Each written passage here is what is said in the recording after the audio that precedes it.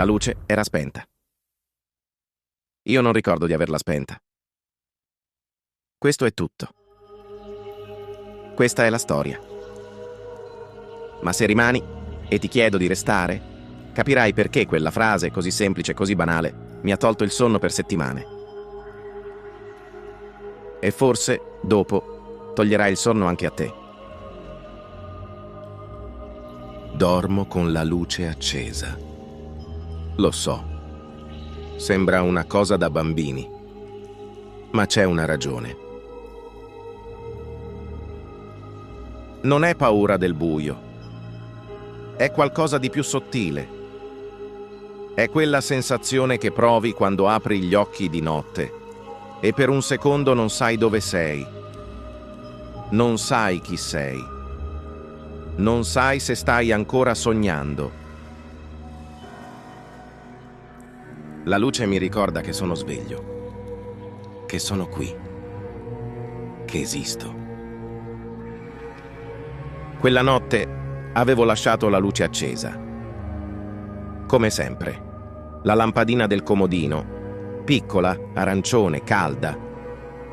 L'avevo guardata prima di chiudere gli occhi. Era accesa. Poi mi sono svegliato. Era tutto buio. La luce era...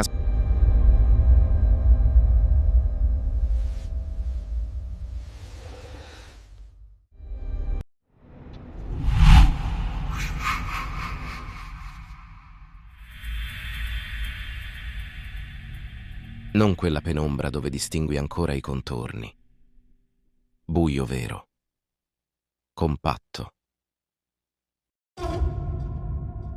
Come se qualcuno avesse tolto l'aria insieme alla luce.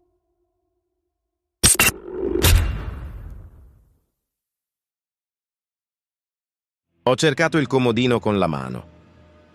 L'interruttore era giù. Spento.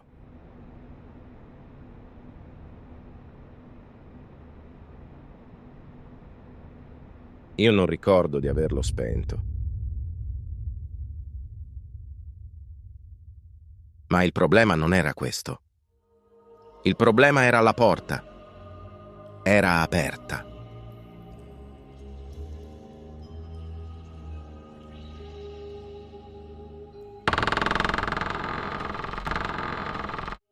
Io avevo chiuso la porta prima di dormire.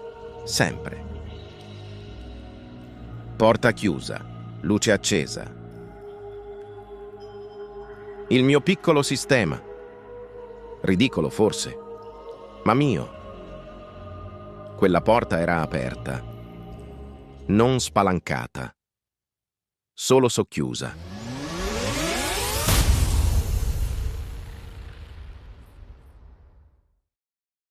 Quanto basta per vedere il corridoio?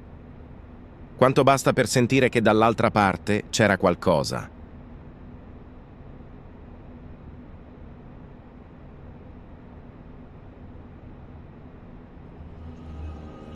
Ho aspettato.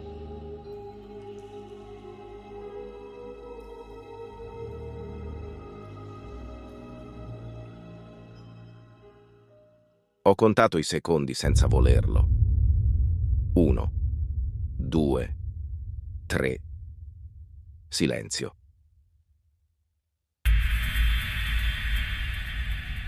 Quella notte c'era solo il buio e la porta, aperta, solo quello. No, non solo. Il mio cervello cercava di calmarmi, di mentire bene. Aveva senso. Doveva averne, ma non ne aveva. Ho pensato, sono stato io. Io ho spento la luce. Io ho aperto la porta. Io sono tornato a letto, senza svegliarmi. Succede. Ma allora, perché non lo ricordo? Paranoia. Lo dici per calmarti. Lo ripeti. Finché non suona vero. Ma non lo è. Ho acceso la luce. Ho controllato il corridoio, la cucina, il bagno. Niente. Nessuno. Il mio cervello ha tirato un sospiro. Io no.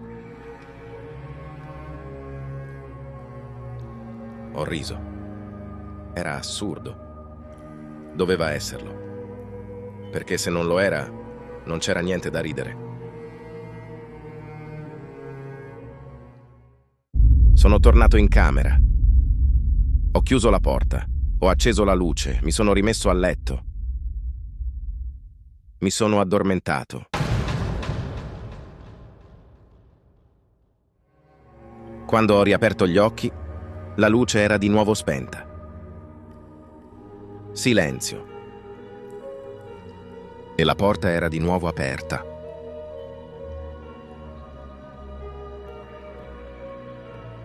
A quel punto non ho cercato spiegazioni, non ho cercato risposte. La mia mente stava mollando. E quando molla, tu non reagisci.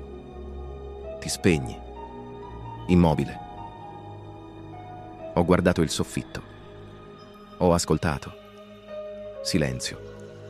Come se qualcosa stesse aspettando. Poi ho preso il telefono. Non per chiedere aiuto. Non serviva. Solo per vedere. Qualcosa che esiste. Qualcosa che resta. Perché il resto non lo faceva.